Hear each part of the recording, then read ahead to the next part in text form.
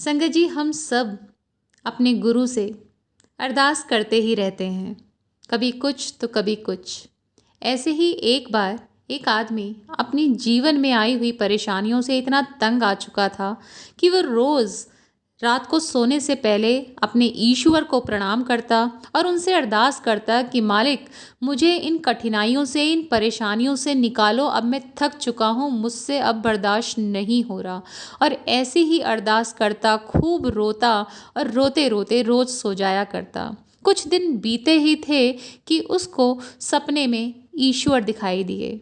ईश्वर उसको बोलते हैं कि तेरे घर से कुछ दूरी पर एक बहुत बड़ा पत्थर रखा हुआ है, जा और उसे धक्का लगा।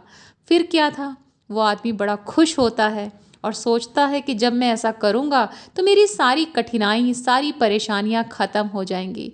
वो रोज़ सुबह उठता एक ही समय पर और अपनी जी जान लगाकर उस पत्थर को धक्का लगाता, उसे हिलाने की कोशिश करता, पर वो पत्थर टस से मस ना होता। ऐसा एक दिन हुआ, 2 दिन हुआ, हफ्ते, महीने और 4 महीने निकल गए संगत जी, पर वो पत्थर 1 इंच भी इधर से उधर हिल ना सका। बहुत उदास रहने लगा। फिर से उसके सपने में ईश्वर प्रकट होते हैं और वो कहता है कि मुझे समझ में आ गया है कि मुझे अब इन परेशानियों के साथ ही अपनी ज़िंदगी निकालनी पड़ेगी, क्योंकि मैं उस पत्थर को हिला ना सका, वो पत्थर 1 इंच भी उधर से उधर ना कर सका।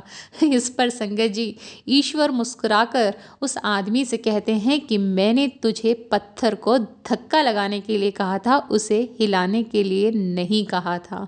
और सोच, तू रोज उसे जब धक्का लगाता तो तू कितना ताकतवर हो गया, तेरी सेहत कितनी अच्छी हो गई। तू एक ही समय पर सुबह उठकर उस पत्थर को धक्का लगाने जाता तो सोच तू कितना डिसिप्लिन्ड हो गया।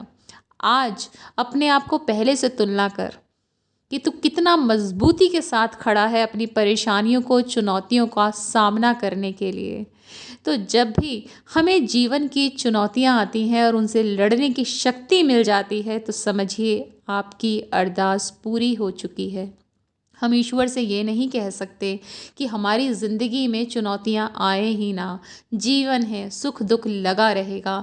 अगर हम उनसे कोई अरदास कर सकते हैं तो यही कर सकते हैं कि हे मालिक, हमें उन चुनौतियों का सामना करने की शक्ति दे। और जब वो शक्ति आपको मिल जाती है तो समझिए आपकी अरदास पूरी हो गई।